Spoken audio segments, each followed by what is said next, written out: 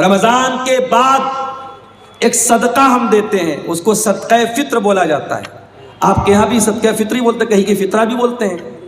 تو یہ جو فطرہ ہوتا ہے یہ کب دینا ہے؟ بولو بھائی، عید کی نماز کے پہلے دینا ہے یا بعد میں دینا ہے؟ پہلے دینا ہے۔ اب ذرا غور سے سننا، اللہ کے نبی فرماتے ہیں من اداہا قبل الصلاۃ فہی زکات مقبولۃ، جس نے صدقہ فطر عید کی نماز کے پہلے دیا اس کا صدقہ فطر قبول ہوگا، اور جس نے عید کی نماز کے بعد دیا اس کا صدقہ فطر قبول نہیں ہوگا۔ فار ایگزامپل، میرے پریوار میں 10 لوگ ہیں، ہم بھائی بہن میری بیوی بچے سب ملا کے مثال دے رہا ہوں 10 لوگ ہیں۔ اب مان لو 2.5 کلو مجھے اناج دینا ہے صدقہ فطر میں۔ اب 2.5 کلو 10 لوگوں کی طرف سے کتنا ہو گیا؟ 25 کلو۔ اب مان لو عید اگلے دن ہے اور آج رات میں غلہ لینے گیا، اناج لینے گیا، دکان بند ہو گئی۔ اب میں نے کہا یار تو بہت لیٹ ہو گیا، کیا کریں، چلو صبح دیکھتے ہیں۔ صبح فجر کی نماز پڑھی، عیدگاہ گیا، عید کی نماز پڑھی، اس کے بعد دکان کھلی غلے والے کی۔ میں نے کہا ایک کام کر بھائی، تو 50 کلو اناج دے دے، مجھے 25 دینا تھا، میں ڈبل دے رہا ہوں، 50 دے رہا ہوں۔ لیکن اللہ کے نبی فرماتے ہیں کہ آپ نے عید کی نماز کے بعد میں دیا تو آپ کو صدقہ فطر کا ثواب نہیں ملے گا۔ کوانٹٹی ڈبل ہو رہی ہے، میں ڈبل ماترا میں دے رہا ہوں، مگر وہ ثواب نہیں ملے گا۔ صرف 15 منٹ کا فرق پڑ گیا، نماز کے پہلے دیتا تو صدقہ فطر قبول ہو جاتا، نماز کے بعد دے رہا ہوں تو قبول نہیں ہوگا۔ یہ ہے شریعت۔ عبادت کیسی؟ عبادت رسول کے جیسی۔ آپ ٹائمنگ بھی ذرا سی چینج کریں گے تو عبادت اللہ کے قبول نہیں ہوگی۔ ایک اور مثال دیتا ہوں، ہمارا دوسرا تہوار کون سا ہے؟ بولو بھائی، عید کے بعد کون سا تہوار ہے دوسرا؟ شب برات کہ محرم؟ عید میلاد النبی، عید الاضحیٰ، بقرعید کا تہوار۔ بقرعید کے تہوار پہ آپ قربانی کب کرتے ہیں؟ عید الاضحیٰ کی نماز کے پہلے کرتے ہیں یا بعد میں کرتے ہیں؟ کوئی پہلے کرتا ہو ذرا ہاتھ اٹھائے، کوئی پہلے تو نہیں کرتا نا۔ اللہ کے نبی نے فرمایا من ذبح قبل الصلاۃ، جس نے قربانی عید کی نماز کے پہلے کی، جس نے بعد میں کی، فقط تم نسکہ، اس کو قربانی کا ثواب ملے گا، اور جس نے عید الاضحیٰ کی نماز کے پہلے قربانی کی اس کو گوشت ملے گا، قربانی کا ثواب نہیں ملے گا۔ آپ ڈبل بکرا لے آئے، ڈبل جانور لے آئے، 2 کرتے تھے 4 لے آئے، لیکن اگر آپ نے عید الاضحیٰ کی نماز کے پہلے قربانی کر دی آپ کی قربانی اللہ کے قبول نہیں ہوگی۔ عبادت کیسی؟ عبادت رسول کے جیسی۔ ایک اور مثال آپ کو دیتا ہوں، حج کرنے جو لوگ گئے ہیں اللہ ان کا حج قبول کرے، جو اس سال جانا چاہتے ہیں اللہ صحت و سلامتی کے ساتھ ان کو روانہ فرمائے، اور جن کے دل میں ارادہ اور خواہش ہے اللہ زندگی میں ان کی خواہش پوری فرماتے ہیں۔ حج میں آپ جاتے ہیں، بڑے آرام سے مکہ میں ہوٹل میں ٹھہرے ہوئے ہیں، پہلے آپ گئے عمرہ کر لیا، عمرہ کر کے آرام سے نارمل کپڑا پہنا، آرام سے مکہ میں ہوٹل میں رہ رہے ہیں۔ 8 ذی الحجہ کی تاریخ آئی، نبی کا حکم ہے 8 ذی الحجہ کی جیسے ہی تاریخ آئی چلو حاجیو احرام باندھو، اور مکہ چھوڑ کے کہاں پہنچو؟ مینا میں۔ مکہ میں آرام سے اے سی ہوٹل میں کمرے میں رہ رہے تھے، مینا میں ٹینٹ لگا ہوا ہے، ہزاروں لاکھوں لوگ وہاں ہیں، وہاں ٹینٹ میں ہم کو جا کے رہنا ہے، اور وہاں جا کے کیا کرنا ہے؟ بس 5 ٹائم نماز پڑھنا ہے، 4 رکعت والی نماز کو 2 پڑھنا ہے، وہاں کوئی کام نہیں، صرف نماز پڑھنا ہے۔ اب کوئی اللہ کا بندہ کہے کہ یا اللہ میں آرام سے ہوٹل میں رہ رہا تھا، اے سی میں رہ رہا تھا، حرم میں نماز پڑھ رہا تھا، ایک نماز کا ثواب 1,00,000 نماز کے برابر مل رہا تھا، مجھے مینا کیوں بھیجا جا رہا ہے؟ جواب یہ ملے گا عبادت کیسی؟ عبادت رسول کے جیسی۔ دین تیری مرضی کا نام نہیں ہے، دین تیری منمانی کا نام نہیں ہے۔ جہاں میرے نبی کا حکم ہے کہ تجھے مینا جانا ہے تجھے جانا پڑے گا۔ 9 ذی الحجہ کی تاریخ آئی، حاجی کو حکم ملا چل حاجی چل تم مینا سے عرفات جا۔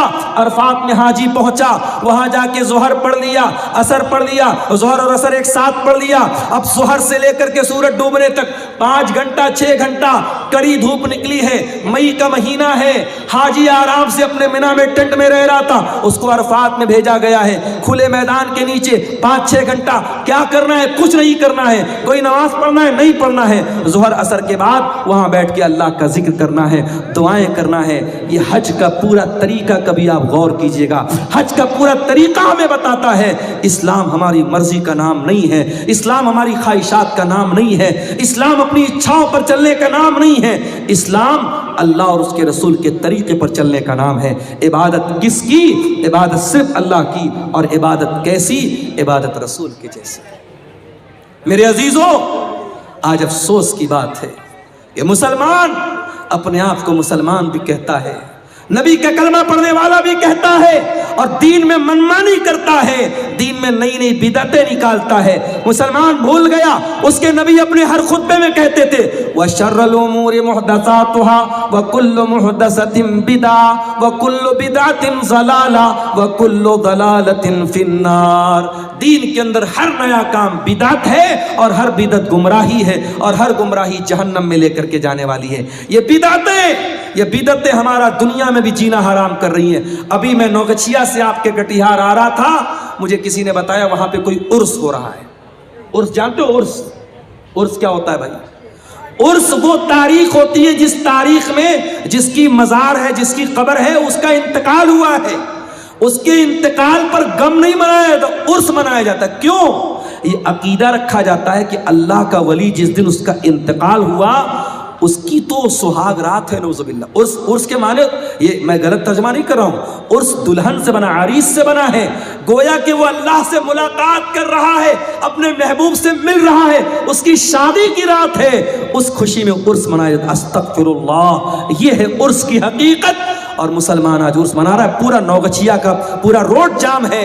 मेरे प्यारे साथियों, ये बिदअतें हमारा जीना हराम करती है। आज आप देख लो, इस्लाम के ऊपर अमल करने में कोई ट्रैफिक जाम नहीं होता, इस्लाम पर अमल करने में किसी के लिए कोई मसला खड़ा नहीं होता। मसला तब खड़ा होता है जब हम बिदात और खुराफात में मुब्तला होते हैं। और अल्लामा इक़बाल ने सही कहा था, ये उम्मत रिवायात में खो गई, हकीकत खुराफात में खो गई। मेरे भाइयों, बिदात से बचो। और आखिरी बात बयान करके बात खत्म कर रहा हूँ, ये बिदात जो होती है ये आखिरत में भी बहुत घाटे का सौदा बनेगी, आखिरत में भी बहुत नुकसान पहुंचाएगी। अल्लाह के नबी जब क़यामत के दिन अपने उम्मतियों को कौसर का जाम पिलाएंगे तो कुछ ऐसे लोग आएंगे जिनके हाथ और पैर चमक रहे होंगे वजू की वजह से, वजू की वजह से उनके हाथ पैर चमक रहे होंगे। अल्लाह के नबी उनको कौसर का जाम पिलाना चाहेंगे, फरिश्ते कहेंगे अल्लाह के नबी आप इनको नहीं पिला सकते। अल्लाह के नबी कहेंगे ये तो मेरी उम्मत के लोग हैं, ये तो मेरे मानने वाले लोग हैं, मेरा कलमा पढ़ने वाले लोग हैं। आप फरमाएंगे क्यों इनको मुझे तुम कौसर का पानी नहीं पिलाने दे रहे हो? फरिश्तों क्या बात है? फरिश्ते क्या जवाब देंगे? इन्नका ला तदरी मा अहदसु बादक, ऐ अल्लाह के रसूल आप नहीं जानते ये बिदअती लोग हैं, इन्होंने आपके बाद आपके दीन में बहुत सारे नए नए काम निकाले हैं। जब नबी को पता चलेगा ये बिदअती लोग हैं, बुखारी और मुस्लिम के अल्फाज हैं, अल्लाह के रसूल फरमाएंगे सोहकन सोहकन लिमन गय्यर बादी, जिन लोगों ने मेरे दीन को बदल डाला उनके लिए बर्बादी हो। तो 3 बड़ी बड़ी नेकी करने वाले सबसे पहले जहन्नम की आग में डाले जाएंगे। क्यों डाले जाएंगे? इसलिए कि तीनों की नीयतों में खोट था, तीनों की नीयतों में गड़बड़ी थी, तीनों के अंदर इखलास नहीं था। इसीलिए अल्लाह फरमाता है फमन कान यरजू लिका रब्बिही फलयअमल अमलन सालिहा। ऐ मेरे बंदो, अगर तुम अल्लाह से मुलाकात करना चाहते हो, तुम अपने रब से मिलना चाहते हो, तुम जन्नत में जाना चाहते हो, तो जो काम करो वो नेक अमल करो, अमल सालेह करो। अमल सालेह उसी को कहते हैं जो खालिस अल्लाह के लिए किया जाए। और दूसरी कंडीशन, नेक अमल की दूसरी कंडीशन यह है कि उस नेक अमल के ऊपर जनाब मुहम्मदुर रसूलुल्लाह की मुहर हो। 15 शाबान की तारीख अभी गुजरी जिसको शबे बारात का नाम दे दिया गया। मिंबरों पर खड़े होकर के फजीलतें बयान की गई कि 15 शाबान का रोजा रखने से ये मिलेगा, 15 शाबान की रात में तहज्जुद पढ़ने से ये मिलेगा। हालांकि एक भी रवायत शबे बारात की फजीलत में साबित नहीं है, एक भी रवायत। लोगों को हलवा खाना था। हलवा खाने के लिए दीन को बदनाम किया गया और ये कहानी गढ़ी गई कि अल्लाह के नबी ग़ज़वे उहद में जब आप लड़ रहे थे तो आपके दांत टूट गए थे और आपने हलवा इस्तेमाल किया था, इसलिए हम हलवा खा रहे हैं शब बारात के मौके पर। अल्लाह के बंदो, ग़ज़वे उहद लड़ी गई है शव्वाल में और तू हलवा खा रहा है शाबान में, 2 महीना पहले खा रहा है। और वो कौन सा हलवा था जो नबी ने खाया था दांत टूटने पर? हमें तो कहीं कोई दलील नहीं मिली। एक वीडियो बड़ा वायरल हुआ फेसबुक के ऊपर, मैंने देखा एक आदमी बिल्कुल जोकरों के अंदाज में कह रहा है कि अरे वो लोग पूछते हैं कि हलवा कहाँ है, हलवा कौन सी किताब में? अरे हलवा किताब में थोड़ी मिलेगा, हलवा तो कढ़ाई में मिलेगा। ये जोकरबाजी, ये लतीफेबाजी, ये चुटकुलेबाजी, और इसको आप दीन का नाम दे रहे हैं। भाई आपको हलवा खाना है, शौक से खाएं, उसे दीन के साथ न जोड़ें, उसे सुन्नत कह के न खिलाएं खाएं, उसे शरीयत कह के न खाएं और खिलाएं। याद रखो मेरे प्यारे साथियों, मुझे मालूम हुआ कि आपके सेमापुर में भी कब्रिस्तानों में लाइटिंग की गई 15 शाबान को। आज आपके अहले हदीसों के इलाकों में और कुरान और हदीस पर चलने का दावा करने वाले इलाकों में भी बहुत सारी जगहों पर 10 मुहर्रम को ताजिया निकाला जाता है। अभी समस्तीपुर के इलाके में मेरा प्रोग्राम था, अहले हदीसों का गांव है, बरसों से अहले हदीस लोग चले आ रहे हैं, लेकिन मुहर्रम के मौके पर वो शिया बन जाते हैं। अफसोस की बात। इसका मतलब ये हुआ कि हमने दीन को कुरान और हदीस से नहीं सीखा, हमने समाज में जो देखा उस पे अमल करने लगे। मेरे प्यारे साथियों, नेकी वो नहीं है जिसे हमारे बाप दादा नेकी समझते थे, नेकी वो नहीं है जिसे समाज नेकी समझता था, नेकी वो है जिसे अल्लाह ने नेकी करार दिया है, नेकी वो है जिसे रसूल ने नेकी करार दिया है। क्या कर रहे हैं भाई जलसा के रजाकार लोग? खामोश करो भाई, क्यों जलसे का माहौल खराब कर? रज़ाकार हज़रात से गुजारिश है कि माहौल को शांत करें। अगर कोई मामला है तो आप लोग उसको संजीदगी से हल करने की कोशिश करें। सामीन हज़रात से गुजारिश है कि आप लोग बैठ जाएं, माहौल को खराब न करें। शायद का खिताब हो रहा है और बहुत खर्च करके और बहुत मेहनत के बाद इतना खर्च करके इतना अपने ही जलसे को बर्बाद कर रहा है और आप लोग अपने जलसे को बर्बाद कर रहे हैं। आप हज़रात से गुजारिश है, रज़ाकार हज़रात आप हज़रात से गुजारिश है कि माहौल को शांत करें और सामीन को बैठाएं। अल्लाह के वास्ते खामोशी के साथ, सुकून के साथ बैठें। मैं बहुत लंबी तकरीर नहीं करूंगा, बड़े पॉइंट की बातें आपके सामने बयान करके इंशाअल्लाह जाऊंगा। मेरे प्यारे साथियों, नेक अमल उसको कहते हैं जिसको अल्लाह ने नेक कहा हो, जिसको रसूल ने नेक कहा हो, जिसके ऊपर अल्लाह और उसके रसूल की मुहर लगी हो। कभी आपने गौर किया, नमाज 5 टाइम की हम पढ़ते हैं, कोई अल्लाह का बंदा है और छठे टाइम की नमाज पढ़ने लगे तो हम कहेंगे भाई ये कहां से आ गई? वो कहेगा मैं नमाज पढ़ रहा हूं, कौन सी गलत बात है? तो हम पूछेंगे तू नमाज पढ़ रहा है लेकिन इसकी दलील क्या है, इसका सबूत क्या है? शरीयत के नाम पे और दीन के नाम पे जब कोई आप काम करेंगे तो ये पूछा जाएगा कि दलील कहां है, सबूत कहां है।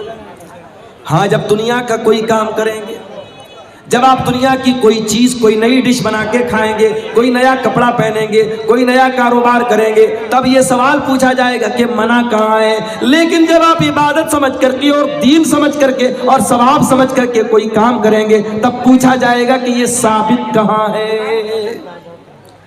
रजब की 27 तारीख आती है, बहुत सारे इलाकों में इस तारीख को शबे मेराज मनाई जाती है। मेरे पास भी व्हाट्सएप पर मैसेज आया, मौलाना साहब आज की रात क्या कोई खास इबादत है क्या? 27 रजब को कोई खास रोजा रखना है?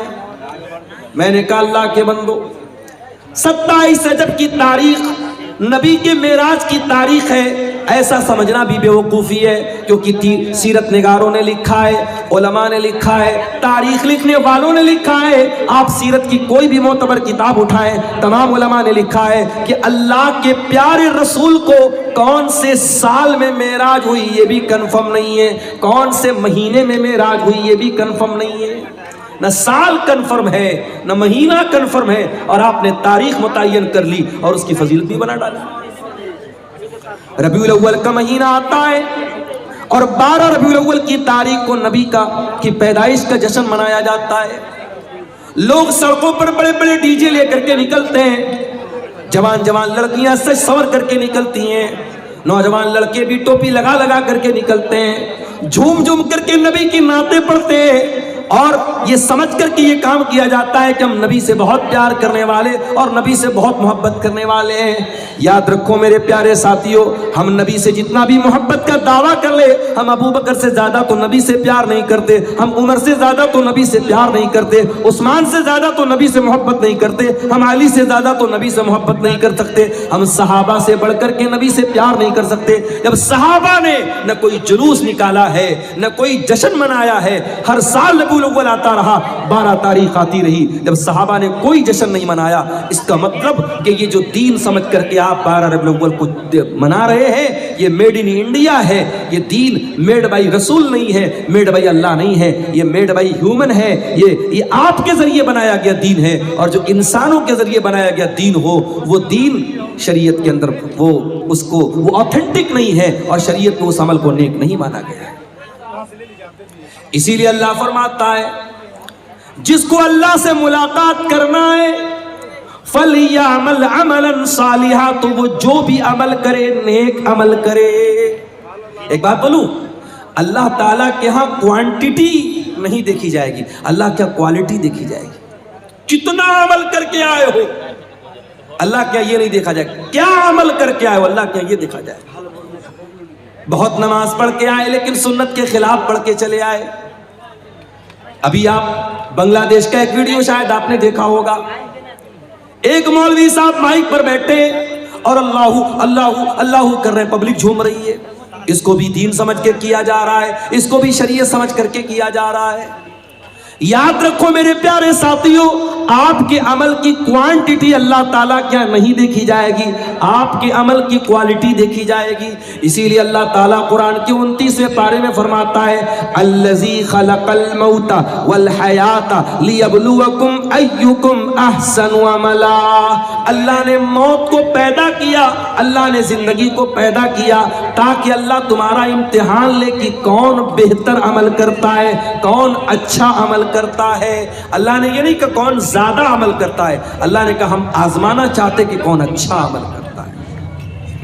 تو یہ پہلی کنڈیشن ہے، اللہ کیا کامیاب ہونا ہے تو پہلی کنڈیشن کیا ہے، آپ عمل کرو، کون سا عمل، نیک عمل کرو، عمل صالح کرو، جس کو شریعت نے عمل صالح کہا ہے۔ اور دوسرا کام کیا کرنا ہے، وَلَا يُشْرِكْ بِعِبَادَةِ رَبِّهِ أَحَدًا، اور اپنے رب کی عبادت میں کسی کو شریک نہ کرنا، کبھی شرک مت کرنا۔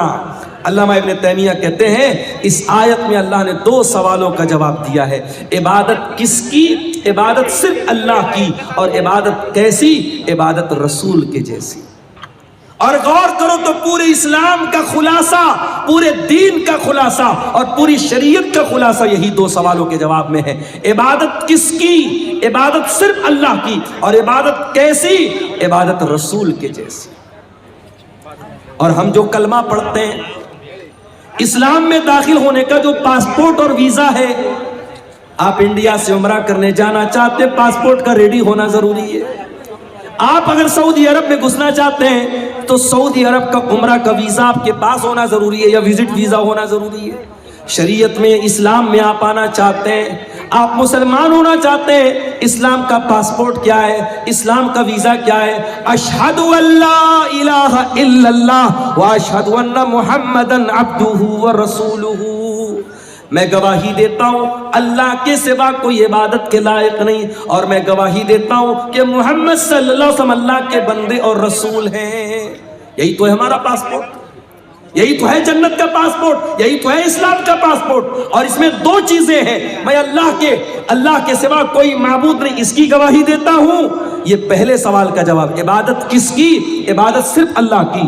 اور دوسری گواہی کیا دیتے ہیں، وَأَشْهَدُ أَنَّ مُحَمَّدًا عَبْدُهُ وَرَسُولُهُ، اور میں گواہی دیتا ہوں کہ محمد صلی اللہ علیہ وسلم اللہ کے بندے اور اللہ کے رسول ہیں۔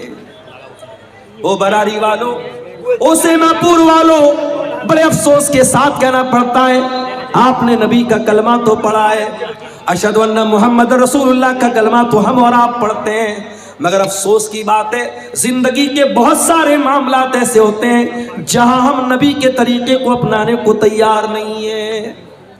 ابھی ایک بھائی مجھ کو ملے کلیا چک کے رہنے والے, آپ کے اس علاقے میں اکثر آنا جانا ان کا ہوتا ہے. انہوں نے بتایا مولانا ذرا اس پر بھی آپ بولیے گا, آج سیما پور کے اس علاقے میں اس بستی میں آج بھی لمبا چوڑا جہیز لیا جاتا ہے, تلک لیا جاتا ہے.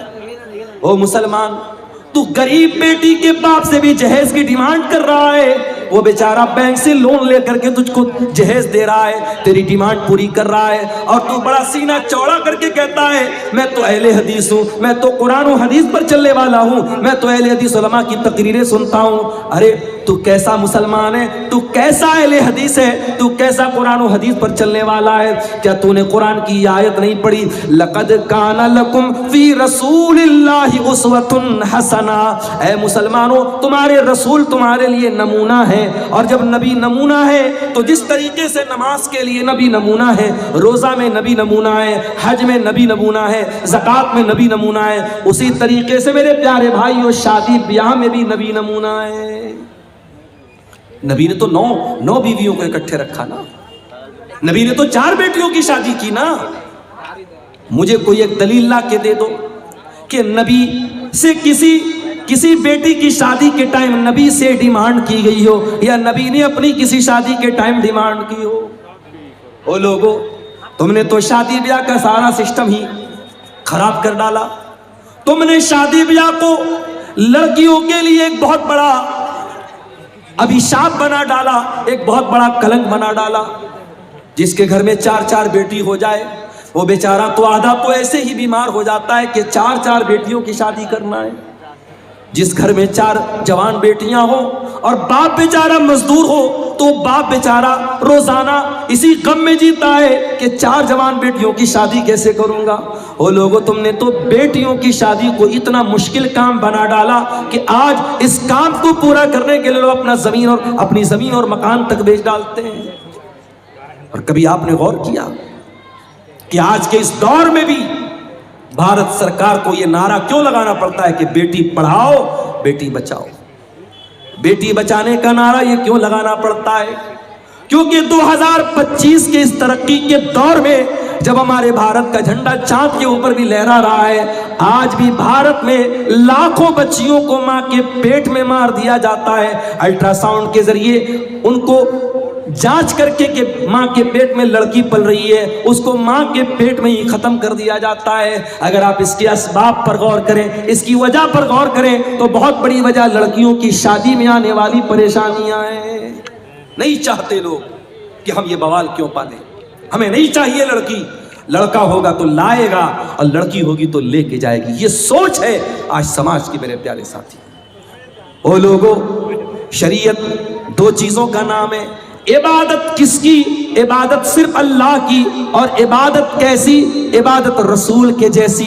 اور عبادت رسول کے جیسی جب کرنا ہے تو نکاح اور شادی بیاہ بھی یہ آپ کی زندگی کا ایک بہت اہم حصہ ہے. ہمیں اور آپ کو یہ دیکھنا پڑے گا کہ نبی کے دور میں شادی بیاہ کیسی ہوتی تھی.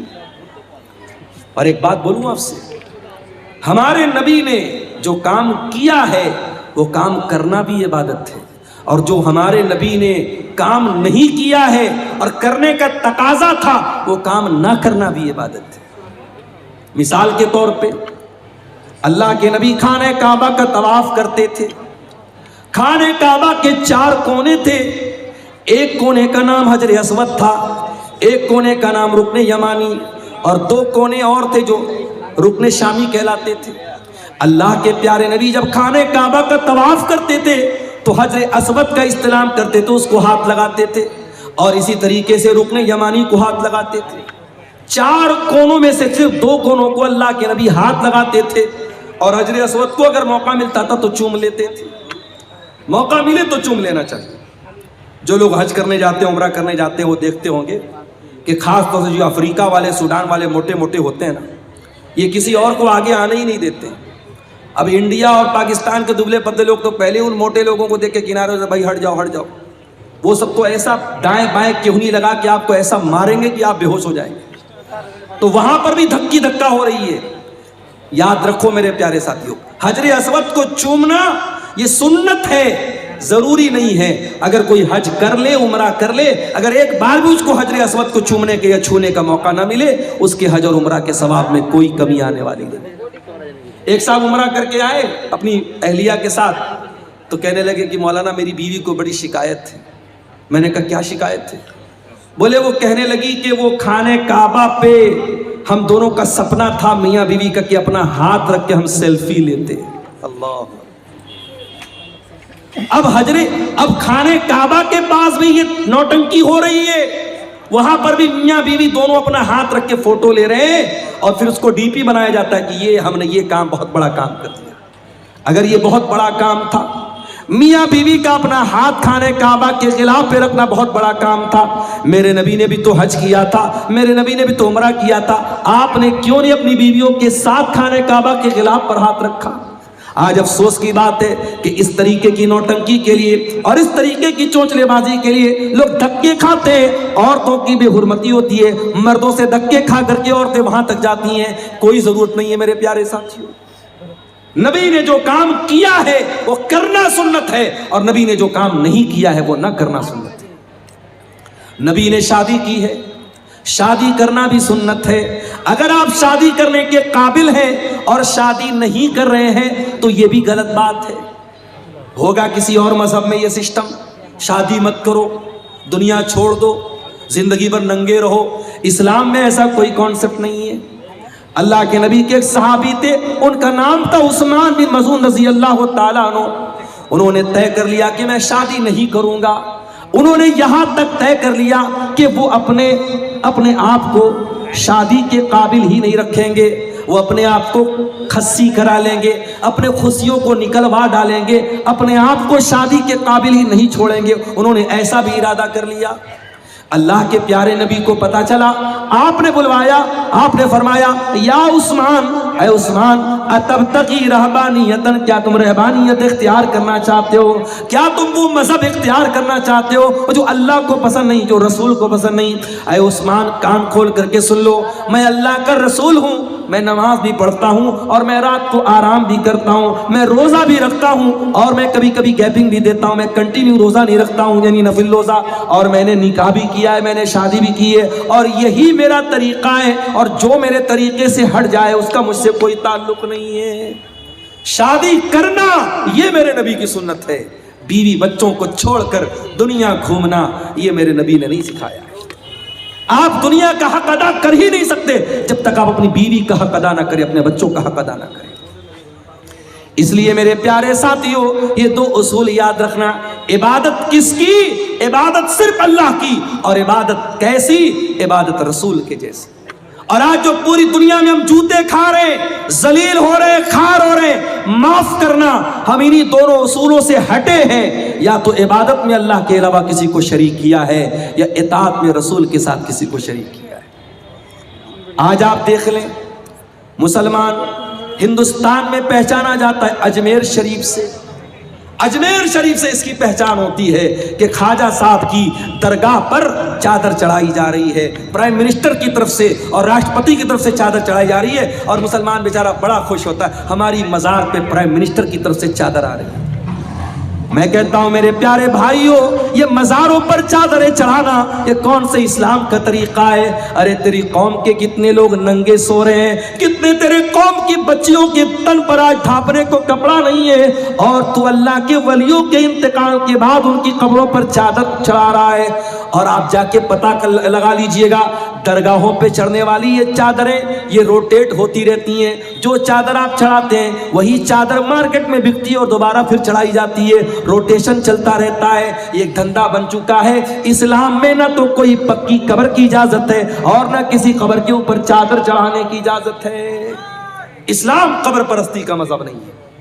ہمارے پیارے نبی نے اپنے انتقال کے پہلے اپنی امت کو خبردار کیا تھا، لعن اللہ الیہود والنصارى اتخذوا قبور انبیائہم مساجد۔ اللہ کی لعنت ہو یہودیوں کے اوپر اور عیسائیوں کے اوپر، انہوں نے اپنے نبیوں کی قبروں کو سجدہ کرنے کی جگہ بنا لیا۔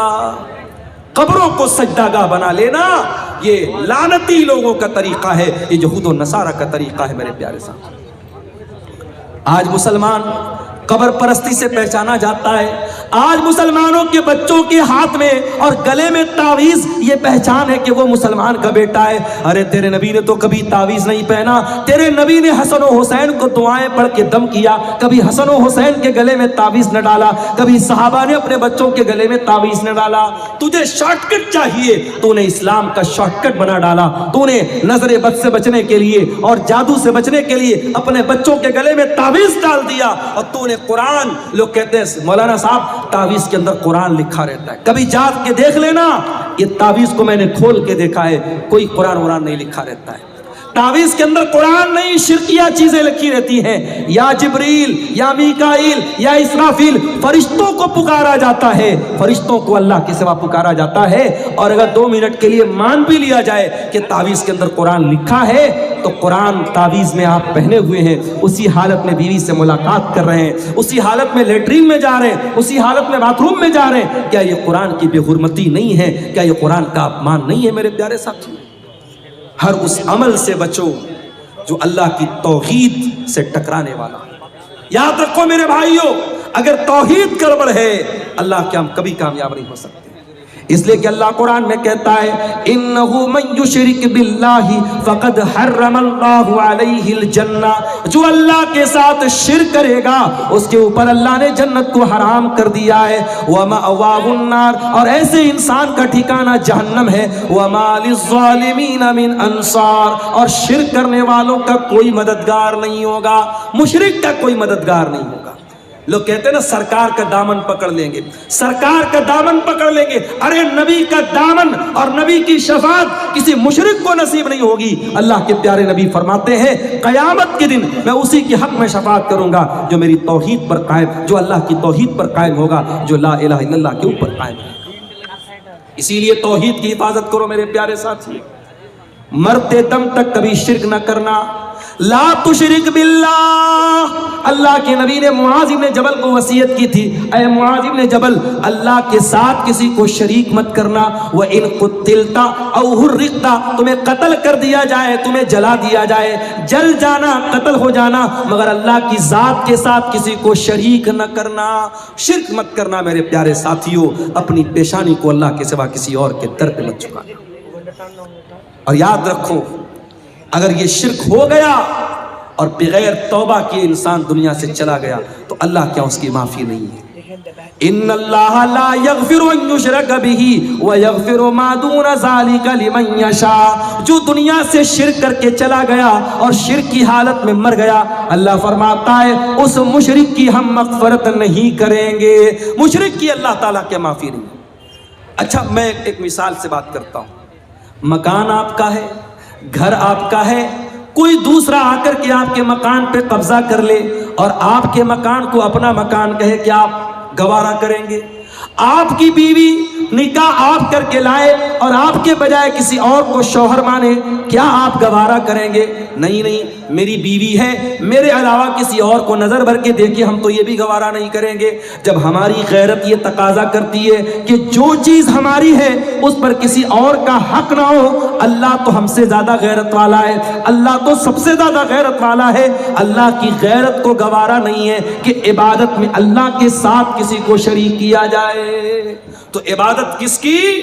इबादत सिर्फ अल्लाह की। अब आओ जरा दूसरे सवाल पर हम गौर करें, इबादत कैसी? इबादत रसूल के जैसी। आज एक नमाज आप पढ़ते हैं, किसी मस्जिद में चले जाओ, कोई सीने पर हाथ बांध रहा है, दूसरी मस्जिद में चले जाओ नाफ के नीचे हाथ बांध रहा है, तीसरी मस्जिद में चले जाओ हाथ छोड़ के नमाज पढ़ रहा है। एक नमाज इस्लाम की इबादत है, 36 तरीके से नमाज पढ़ी जा रही है, हर मस्जिद में एक नया तरीका है। एक मस्जिद में गए, अस्सलामु अलैकुम व रहमतुल्लाह, अस्सलामु अलैकुम व रहमतुल्लाह कहने के बाद इमाम साहब और मुक्तदी लोग जोर से कहते अल्लाहु अकबर, अस्तगफिरुल्लाह, अस्तगफिरुल्लाह, अस्तगफिरुल्लाह। दूसरी मस्जिद में गए, इमाम ने सलाम फेरा, جلدی سے ہاتھ اٹھایا، امام دعا کرنے لگا، پیچھے مقتدیوں نے بھی ہاتھ اٹھایا اور امام کی دعا پر آمین کہا۔ نماز کے طریقے میں اتنا متبھید کیوں ہے؟ نماز کے طریقے میں اتنا فرق کیوں ہے؟ کیوں اپنے اپنے مسلک کی طریقے کی نمازیں بنا کے آپ نے رکھی ہیں؟ آؤ میرے پیارے ساتھیو، آج اس اسٹیج سے، مدرسہ اصلاحیہ کے اس اسٹیج سے آپ کو اتحاد کی دعوت دیتا ہوں، آپ کو ایکتا کی دعوت دیتا ہوں۔ آؤ، نماز کا وہ طریقہ چلے گا جو جناب محمد رسول اللہ صلی اللہ علیہ وسلم نے بیان کیا، اور آپ نے فرمایا صلو کما رأیتمونی اصلی، اے میری امت کے لوگوں اس طریقے پر نماز پڑھتے رہو جس طریقے پر تم نے نماز مجھ کو پڑھتے ہوئے دیکھا ہے۔ اور نبی کا یہ کہنا کہ میرے طریقے پر نماز پڑھتے رہو، نبی کا یہ کہنا اس بات کی دلیل ہے کہ قیامت تک وہ طریقہ محفوظ رہے گا۔ اور آج بھی حدیث کی کتابیں بتاتی ہیں کہ اللہ کے نبی جب تشہد میں بیٹھتے تھے تو کہاں پر انگلی ہلاتے تھے، کہاں پر انگلی کو حرکت دیتے تھے، جب آپ رکوع میں جاتے تھے تو گھٹنوں کو کیسے پکڑا کرتے تھے، جب آپ سجدے میں جایا کرتے تھے تو آپ کی ناک زمین پر ہوتی تھی کہ نہیں تھی، آپ کی پیشانی زمین پر ہوتی تھی یا نہیں تھی، ایک ایک طریقہ آپ کا نماز کا حدیث کی کتابوں میں ملے گا۔ تو عبادت کیسی؟ عبادت رسول کے جیسی۔ یہ اتنا نازک معاملہ ہے کہ آپ اس میں کوئی پھیر بدل نہیں کر سکتے۔ چلیے ایک مثال آپ کو دیتا ہوں، بہت پیاری مثال ہے، اس کو ذرا غور سے سنیے گا۔ حدیث کہاں پر ہے؟ بخاری میں بھی ہے، مسلم میں بھی ہے۔ راوی کون ہے؟ برا ابن عازب کہتے اللہ کے پیارے نبی نے مجھ سے فرمایا اذا اتیت مضجعک، اے برا جب تم بستر پہ سونے جاؤ تو پہلے تم وضو کر لیا کرو۔ ہمارے پاس کچھ عورتوں کا فون آیا، مولانا صاحب بڑے ڈراؤنے سپنے آتے ہیں، مولانا صاحب رات میں ڈراؤنے سپنے آتے ہیں، جنات پریشان کرتا ہے، جادو سے پریشان ہے۔ چلو ایک طریقہ تم کو بتا رہا ہوں، کبھی جنات پریشان نہیں کریں گے۔ جب بھی رات میں بستر پہ سویا کرو تو وضو کر کے سویا کرو، وضو کر کے سونا یہ نبی کی سنت ہے۔ نبی اکرم نے فرمایا کہ اے برا جب تم بستر پہ سونے جاؤ تو وضو کر لو۔ کون سا وضو؟ جو نماز کے لیے کرتے ہو، جو جنرل وضو ہے، جو عام طریقہ ہے وضو کرنے کا۔ اور اس کے بعد اپنے داہنی کروٹ لیٹ جاؤ، اور اے برا ابن عازب اب میں جو دعا سکھا رہا ہوں اس دعا کو تم پڑھ کر کے سو جاؤ۔ کون سی دعا ہے؟ اللہم اسلمت نفسی الیک وفوضت امری الیک والجات ظہری الیک رغبتا ورہبتا الیک لا ملجا ولا منجا منک الا الیک آمنت بکتابک الذی انزلت وبنبیک الذی ارسلت۔ نبی نے یہ دعا سکھائی۔ دعا کا مطلب کیا ہوا؟ یہی تو بڑے افسوس کی بات ہے، ہم دعائیں پڑھتے ہیں، دعاؤں کا مطلب بھی جاننے کی کوشش نہیں کرتے۔ کتنی پیاری دعا ہے، اللہم اسلمت نفسی الیک، اے اللہ میں بستر پہ سونے جا رہا ہوں، نہیں معلوم صبح زندہ اٹھوں گا کہ نہیں اٹھوں گا، اے اللہ میں اپنے آپ کو تیرے حوالے کر کے جا رہا ہوں۔ وفوضت امری الیک، اور اے اللہ میری تجوری میں کتنا پیسہ ہے، میرے بچوں کا کیا بنے گا، میری بیوی کا کیا بنے گا، میرے جو بھی معاملات ہیں اے اللہ میں تیرے حوالے کر کے جا رہا ہوں۔ رغبتا ورہبتا الیک، اے اللہ میں تجھ سے ڈرتا بھی ہوں اور تیری رحمت کی امید بھی رکھتا ہوں، تیرے عذاب کا ڈر بھی میرے سینے میں ہے اور تیری رحمت کی امید بھی میرے دل میں ہے۔ اور اے اللہ آمنتو لا ملجا ولا منجا منک الا الیک، اے اللہ تو جس کو پناہ دے دے، تو جس کو پناہ نہ دے اس کو کوئی پناہ دینے والا نہیں، تو جس کو نجات نہ دے اس کو کوئی نجات دینے والا نہیں۔ آمنتو بکتابک الذی انزلت، اے اللہ میں تیری کتاب پر ایمان لاتا ہوں جو کتاب تو نے اتاری ہے، وبنبیک الذی ارسلت، اور میں تیرے نبی پر ایمان لاتا ہوں جس نبی کو تو نے رسول بنا کے بھیجا ہے۔ یہ ہے دعا کا ترجمہ، دعا کا انواد جو تھوڑا سا میں نے آپ کے سامنے کیا ہے۔ اب ذرا غور سے سنیے گا، نبی نے دعا سکھائی، کہا کہ اے برا داہنی کروٹ لیٹ جانا وضو کر کے اور یہ دعا پڑھ لینا، اس کے بعد کچھ مت کہنا، سو جانا۔ اگر اسی حالت میں تم مر گئے مت علی الفطرہ تو تم فطرت پر مرو گے، جنت میں جاؤ گے۔ تو اگر یہ دعا پڑھ کے مر گئے تو جنت میں جاؤ گے، جنتی تمہاری جنت پکی ہو جائے گی اگر اس دعا کو پڑھ کے اسی عقیدے پر تم دنیا سے چلے گئے۔ صحابہ کے زمانے میں موبائل تو نہیں تھا، साउंड रिकॉर्डर तो नहीं था, जल्दी से रिकॉर्ड कर लिया जाए। सहाबा तो सुन के याद करते थे। आज हमारे पास कितनी सहूलत है मेरे भाई। आज आपने ये दुआ सुनी है, मैंने जल्दी जल्दी दुआ सुनाई है। अगर आप इस दुआ को बाद में याद करना चाहें तो यूट्यूब पर आ जाएगी, आप धीरे धीरे सुन के किसी कॉपी पे नोट करके भी याद कर सकते हैं। सहाबा तो ऐसा नहीं कर सकते थे। हजरत बरा कहते हैं मैं जल्दी जल्दी इस दुआ को दोहराने लगा, मैं रिपीट करने लगा इसको याद करने के लिए।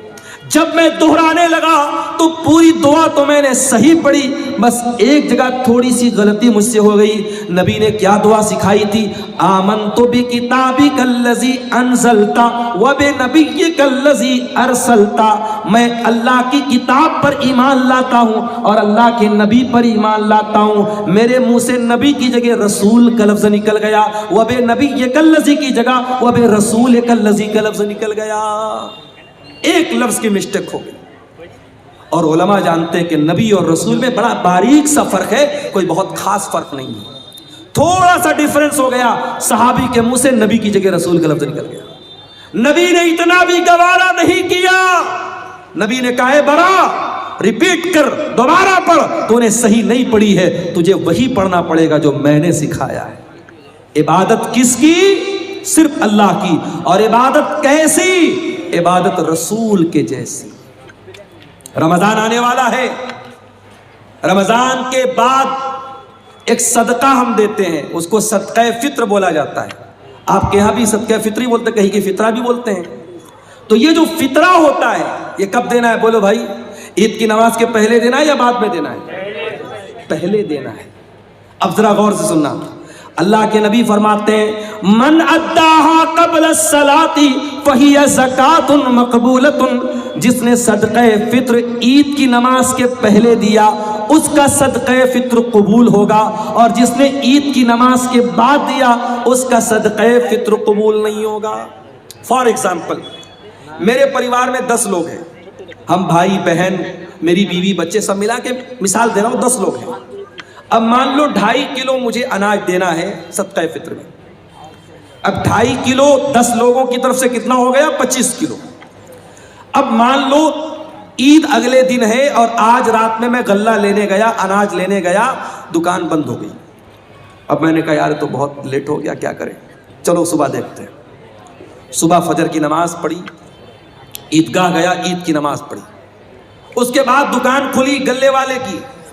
मैंने कहा एक काम कर भाई, तू 50 किलो अनाज दे दे मुझे 25 देना था, मैं डबल दे रहा हूं, 50 दे रहा हूं। लेकिन अल्लाह के नबी फरमाते हैं कि आपने ईद की नमाज के बाद में दिया तो आपको सदक़े फित्र का सवाब नहीं मिलेगा। क्वांटिटी डबल हो रही है, मैं डबल मात्रा में दे रहा हूं, मगर वो सवाब नहीं मिलेगा। सिर्फ 15 मिनट का फर्क पड़ गया। नमाज के पहले देता तो सदक़े फित्र कबूल हो जाता, नमाज के बाद दे रहा हूं तो कबूल नहीं होगा। ये है शरीयत। इबादत कैसी? इबादत रसूल के जैसी। आप टाइमिंग भी जरा सी चेंज करेंगे तो इबादत अल्लाह के कबूल नहीं। एक और मिसाल देता हूं। हमारा दूसरा त्योहार कौन सा है? बोलो भाई, ईद के बाद कौन सा त्योहार है दूसरा? शब बारात कि मुहर्रम? ईद मिलादुन नबी है, ईद उल अज़हा, बकरीद का त्यौहार। बकरीद के त्यौहार पे आप कुर्बानी कब करते हैं?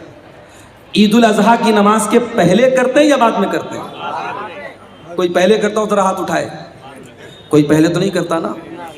अल्लाह के नबी ने फरमाया मन ज़बह क़ब्ल सलात, जिसने कुर्बानी ईद की नमाज के पहले की, जिसने बाद में की, फ़क़त तम्म नुसुकुहु, उसको कुर्बानी का सवाब मिलेगा।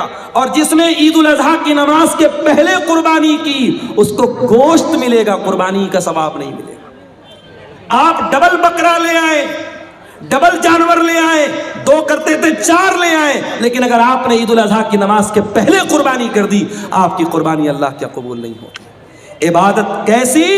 इबादत रसूल के जैसी। एक और मिसाल आपको देता हूं। हज करने जो लोग गए हैं अल्लाह उनका हज कबूल करे, जो इस साल जाना चाहते हैं अल्लाह सेहत और सलामती के साथ उनको रवाना फरमाए, और जिनके दिल में इरादा और ख्वाहिश है अल्लाह जिंदगी में उनकी ख्वाहिश पूरी फरमाते हैं। हज में आप जाते हैं, बड़े आराम से मक्का में होटल में ठहरे हुए हैं। पहले आप गए, उम्रा कर लिया, उम्रा करके आराम से नॉर्मल कपड़ा पहना, आराम से मक्का में होटल में रह रहे हैं।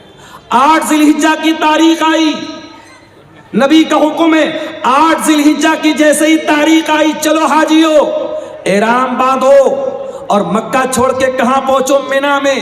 مکہ میں آرام سے اے سی ہوٹل میں کمرے میں رہ رہے تھے. مینا میں ٹینٹ لگا ہوا ہے, ہزاروں لاکھوں لوگ وہاں ہیں. وہاں ٹینٹ میں ہم کو جا کے رہنا ہے, اور وہاں جا کے کیا کرنا ہے؟ بس 5 ٹائم نماز پڑھنا ہے. 4 رکعت والی نماز کو 2 پڑھنا ہے. وہاں کوئی کام نہیں, صرف نماز پڑھنا ہے. اب کوئی اللہ کا بندہ کہے کہ یا اللہ میں آرام سے ہوٹل میں رہ رہا تھا, اے سی میں رہ رہا تھا, حرم میں نماز پڑھ رہا تھا, ایک نماز کا ثواب 1 لاکھ نماز کے برابر مل رہا تھا, مجھے مینا کیوں بھیجا جا رہا ہے؟ جواب یہ ملے گا, عبادت کیسی؟ عبادت رسول کے جیسی. دین تیری مرضی کا نام نہیں ہے, دین تیری منمانی کا نام نہیں ہے. جہاں میرے نبی کا حکم ہے کہ تجھے مینا جانا ہے, تجھے جانا پڑے گا. 9 ذیلحجہ کی تاریخ آئی, حاجی کو حکم ملا, چل حاجی چل تو مینا سے عرفات جا. عرفات میں حاجی پہنچا, وہاں جا کے ظہر پڑھ لیا, عصر پڑھ لیا, ظہر اور عصر ایک ساتھ پڑھ لیا. اب ظہر سے لے کر کے سورج ڈوبنے تک 5 گھنٹہ 6 گھنٹہ کڑی دھوپ نکلی ہے, مئی کا مہینہ ہے. حاجی آرام سے اپنے مینا میں ٹینٹ میں رہ رہا تھا, اس کو عرفات میں بھیجا گیا ہے, کھلے میدان کے نیچے 5-6 گھنٹہ کیا کرنا ہے؟ کچھ نہیں کرنا ہے. کوئی نماز پڑھنا ہے؟ نہیں پڑھنا ہے. ظہر عصر کے بعد وہاں بیٹھ کے اللہ کا ذکر کرنا ہے, دعائیں کرنا ہے. یہ حج کا پورا طریقہ کبھی آپ غور کیجئے گا, حج کا پورا طریقہ ہمیں بتاتا ہے. اسلام ہماری مرضی کا نام نہیں ہے, اسلام ہماری خواہشات کا نام نہیں ہے, اسلام اپنی اچھاؤں پر چلنے کا نام نہیں ہے. اسلام اللہ اور اس کے رسول کے طریقے پر چلنے کا نام ہے. عبادت کس کی؟ عبادت صرف اللہ کی. اور عبادت کیسی؟ عبادت رسول کے جیسی. میرے عزیزوں, آج افسوس کی بات ہے کہ مسلمان اپنے آپ کو مسلمان بھی کہتا ہے, نبی کا کلمہ پڑھنے والا بھی کہتا ہے, اور دین میں منمانی کرتا ہے, دین میں نئی نئی بدعتیں نکالتا ہے. مسلمان بھول گیا, اس کے نبی اپنے ہر خطبے میں کہتے تھے وَشَرَّ الْأُمُورِ مُحْدَثَاتُهَا وَكُلُّ مُحْدَثَةٍ بِدْعَةٌ وَكُلُّ بِدْعَةٍ ضَلَالَةٌ وَكُلُّ ضَلَالَةٍ فِي النَّارِ. دین کے اندر ہر نیا کام بدعت ہے, اور ہر بدعت گمراہی ہے, اور ہر گمراہی جہنم میں لے کر کے جانے والی ہے. یہ بدعتیں ہمارا دنیا میں بھی جینا حرام کر رہی ہیں. ابھی میں نوگچھیا سے آپ کے کٹیہار آ رہا تھا, مجھے کسی نے بتایا وہاں پہ کوئی عرس ہو رہا ہے. عرس جانتے ہو؟ عرس کیا ہوتا ہے بھائی؟ عرس وہ تاریخ ہوتی ہے جس تاریخ میں جس کی مزار ہے, جس کی قبر ہے, اس کا انتقال ہوا ہے. اس کے انتقال پر غم نہیں منایا جاتا, عرس منایا جاتا ہے. کیوں؟ یہ عقیدہ رکھا جاتا ہے کہ اللہ کا ولی جس دن اس کا انتقال ہوا اس کی تو سہاگ رات ہے. نعوذ باللہ. عرس کے معنی, یہ میں غلط ترجمہ نہیں کر رہا ہوں, عرس دلہن سے بنا, عریس سے بنا ہے. گویا کہ وہ اللہ سے ملاقات کر رہا ہے, اپنے محبوب سے مل رہا ہے, اس کی شادی کی رات ہے, اس خوشی میں عرس منایا جاتا ہے. استغفر اللہ, یہ ہے عرس کی حقیقت. اور مسلمان آج عرس منا رہا ہے, پورا نوگچھیا کا پورا روڈ جام ہے. میرے پیارے ساتھیوں, یہ بدعتیں ہمارا جینا حرام کرتی ہیں. آج آپ دیکھ لو, اسلام کے اوپر عمل کرنے میں کوئی ٹریفک جام نہیں ہوتا, اسلام پر عمل کرنے میں کسی کے لیے کوئی مسئلہ کھڑا نہیں ہوتا. مسئلہ تب کھڑا ہوتا ہے جب ہم بدعات و خرافات میں مبتلا ہوتے ہیں. اور علامہ اقبال نے صحیح کہا تھا, یہ امت روایات میں کھو گئی, حقیقت خرافات میں کھو گئی. میرے بھائیوں, بدعت سے بچو. اور آخری بات بیان کر کے بات ختم کر رہا ہوں, یہ بدعت جو ہوتی ہے یہ آخرت میں بھی بہت گھاٹے کا سودا بنے گی, آخرت میں بھی بہت نقصان پہنچائے گی. اللہ کے نبی جب قیامت کے دن اپنے امتیوں کو کوثر کا جام پلائیں گے تو کچھ ایسے لوگ آئیں گے جن کے ہاتھ اور پیر چمک رہے ہوں گے وضو کی وجہ سے, وضو کی وجہ سے ان کے ہاتھ پیر چمک رہے ہوں گے. اللہ کے نبی ان کو کوثر کا جام پلانا چاہیں گے. فرشتے کہیں گے اللہ کے نبی آپ ان کو نہیں پلا سکتے. اللہ کے نبی کہیں گے یہ تو میری امت کے لوگ ہیں, یہ تو میرے ماننے والے لوگ ہیں, میرا کلمہ پڑھنے والے لوگ ہیں. آپ فرمائیں گے کیوں ان کو مجھے تم کوثر کا پانی نہیں پلانے دے رہے ہو فرشتوں, کیا بات ہے؟ فرشتے کیا جواب دیں گے؟ انک لا تدری ما احدثوا بعدک, اے اللہ کے رسول آپ نہیں جانتے یہ بدعتی لوگ ہیں, انہوں نے آپ کے بعد آپ کے دین میں بہت سارے نئے نئے کام نکالے ہیں. جب نبی کو پتا چلے گا یہ بدعتی لوگ ہیں, بخاری اور مسلم کے الفاظ ہیں, اللہ کے رسول فرمائیں گے سحقن سحقن لمن غیر بعدی, جن لوگوں نے میرے دین کو بدل ڈالا ان کے لیے بربادی ہو. تو बिदअती को क़यामत के दिन अल्लाह के नबी भी धक्का दे के भगा देंगे, उसको ना कौसर का जाम मिलेगा ना अल्लाह की नजात मिलेगी। अल्लाह हम सबको बिदअत और खुराफात से बचाए। ये 2 सवालात आए हैं, इनका जवाब दे के मैं इजाज़त चाहूँगा।